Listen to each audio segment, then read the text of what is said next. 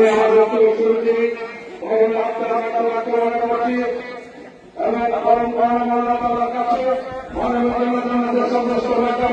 কাছে কামনা করছি এবং আমার প্রত্যন্ত পরিবারের সর্বদা জ্ঞাপন করছি। প্রত্যেক মানুষকেই মৃত্যু স্বাদ গ্রহণ করতে হবে।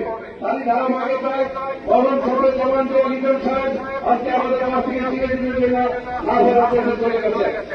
বরং ছোট জবান লিটন সাহেব রাজনীতির মুখে আমি আমাকে আপনার সত্যি হতে বলেছিলাম, কিন্তু রাজনীতির বাইরে আমরা একে অপরের পরিচিত তাই আজকে আমার বন্ধু চিরদিনের জন্য চলে গেছে। রাজনীতি করতে গিয়ে অনেক পরিস্থিতি হয়, কোনো মানুষ উঠতে হয়। আজকে আমাদের এখানে আপনাদের কাছে আমাদের বার্তা